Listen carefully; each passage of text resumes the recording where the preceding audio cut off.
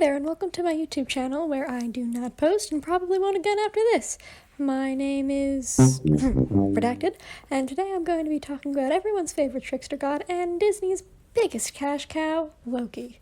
This video is going to contain spoilers for pretty much every episode of the series, so if you haven't seen it yet, 1, why did you click on this video? And 2, click off this video and go watch the series. But also watch the rest of the MCU first, or it's going to be real confusing for you.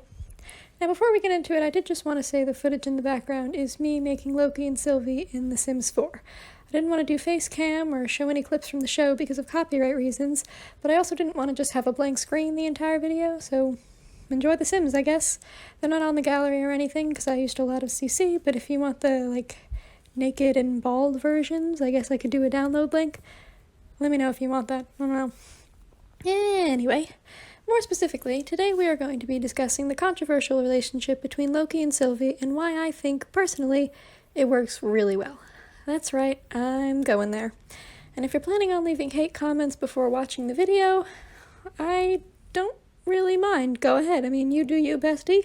I'm not gonna force you to watch this video or anything, but if you are a Silky hater and you do want to stick around and hear me out, that's going to be greatly appreciated.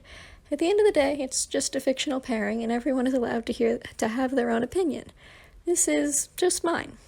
Now, I'm going to break up the video into chunks where I'll be talking about different aspects of the relationship. First up is addressing the hate. Next, I'm going to be trying to explain the multiverse a little bit, I don't know. And lastly, I'm going to be discussing the idea of nature versus nurture and how that relates to Sylvie and Loki. So, without further ado, let's get into it. Now, when the Loki series was first announced, and later when the first trailer dropped, fans of the character were eager to see a version of Loki that more reflected the version of him in the comics, gender fluid and bi or pansexual. In fact, this was when the pairing of Loki and Mobius began to grow in popularity, as fans speculated that Loki might have a queer romance in the new series, and Mobius was shown in the trailer interacting with him the most.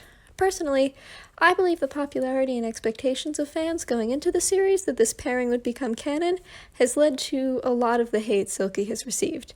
This is a pretty common thing for fandoms. If a popular fan pairing is not made canon, fans that shipped that pairing will often attack the canon pairing or love interest, especially if the fan pairing is queer and the canon one is not.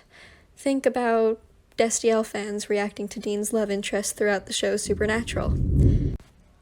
I was going to cut the thunder out, but I think that's sort of funny considering we're talking about Loki and, Thor and everything.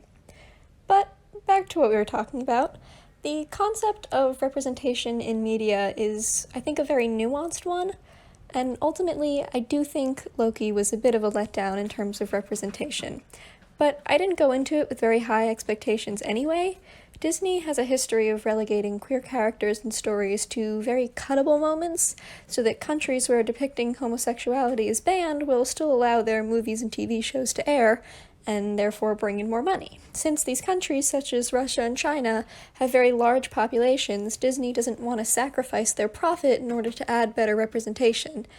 It's a really big issue that a lot of other people have talked about, and I'm not going to get into as much because that's not the main focus of this video, but you can definitely find more information on that if you want it. But in the case of Loki, this issue means that Loki's gender fluidity was merely a blink and you'll miss it moment in a trailer, and his bi or pansexuality is a very brief mention in one scene of the show. For fans expecting to see a shape-shifting and gender-fluid Loki in a relationship with Mobius, this probably felt like a major letdown. And to add insult to injury, instead of having Loki have no relationship instead of one with Mobius, the series paired him up in a seemingly heterosexual relationship, which almost feels like salt in the wound. Now, the argument could be made that technically both Loki and Sylvie are gender fluid and bi or pan, but since the show treats them like a cis-het couple, I'm going to treat them that way as well for the sake of this video. Even further, the fact that Sylvie is a Loki variant made a lot of people uncomfortable, and it sort of came off as Disney and Marvel bending over backwards to not put Loki in a queer relationship. Honestly, I think all of these are really valid criticisms.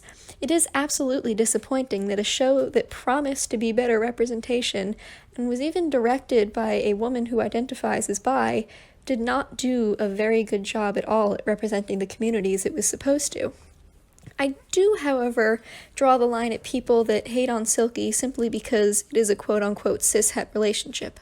Bisexual people are allowed to be in relationships that appear heterosexual. It doesn't make them any less bi or, make them a traitor or anything like that. Having a bi character in a show means that the character can be in a relationship with anyone they want to, not just a relationship that is queer.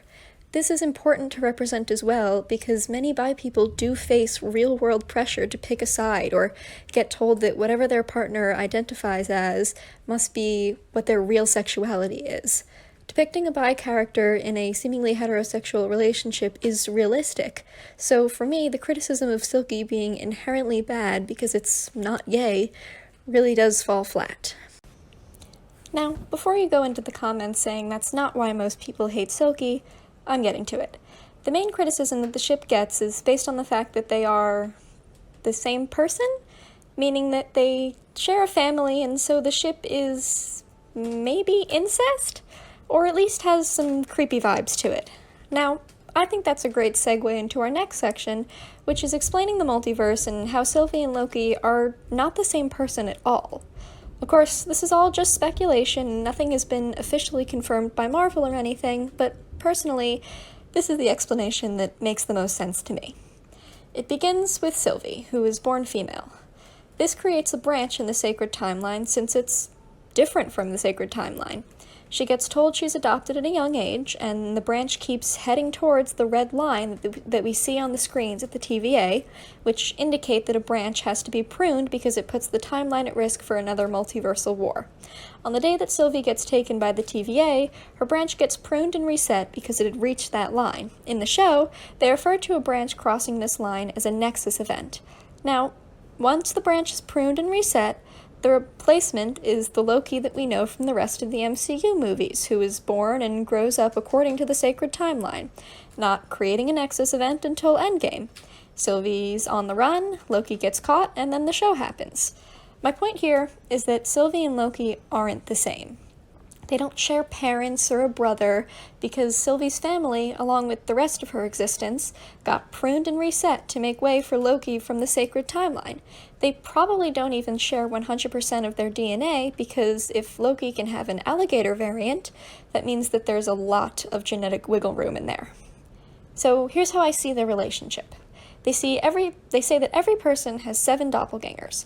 If you had a kid with someone, and your doppelganger had a kid with your partner's doppelganger, and those 2 kids ended up in a relationship, that wouldn't be incest.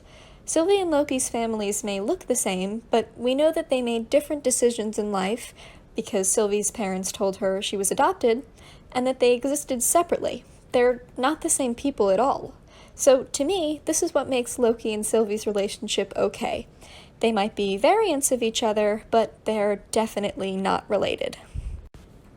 And for our last section, I'm going to be talking about a criticism that I haven't seen as much online, but I did hear from my friend the other day, which is that the relationship between Sylvie and Loki wouldn't work because if you were dating yourself, there would never be any surprises, and things would get boring really quickly since you both would have the same brain and think the exact same way. This is where the idea of nature versus nurture comes into play. According to Psychology Today, the nature versus nurture debate asks the question of how much a person's characteristics are formed by either nature or nurture. Nature means innate biological factors like genetics, while nurture can refer to upbringing or life experience more generally. Applying this to Loki, nativists, or people who believe that all characteristics of a person come from genetics, would argue that Sylvie and Loki should react the same way in every situation, which we've seen from the show is not the case at all. Naturists, on the other hand, who believe that a person's characteristics are only shaped by upbringing or life experience, would argue that Sylvie and Loki would react to every situation completely differently, which might seem like the case on the surface, because they do react very differently in a lot of situations. But if you think about some of the most vital moments in the series, like, say, the finale, Sylvie acts very much like a quote-unquote Loki and puts her personal rage and glorious purpose, if you will, over her relationship with Loki and chooses to push him away or even betray him instead of trying to work things out. So, what this show explores is the idea that both nature and nurture affect a person. The relationship between Sylvie and Loki is a fascinating example of how Loki, who seems to believe in nature over nurture, hence his whole "what makes a Loki line," and Sylvie, who favors nurture over nature since she clearly does not like being associated with being a Loki variant, even going so far as to change her name, can bounce off of each other and surprise each other at every turn. Their relationship is important for both of them because they understand each other on a fundamental level, yet also learn to respect each other's differences and be selfless, which, for a Loki, is an important bit of character development. Now, ultimately, at the end of the season, Sylvie has not had the same development that Loki has, which is why she pushes him away. Her experiences led her down a different path than his, but, ironically enough, the culmination of their diverging paths ends up showing off her similarities to him rather than her differences.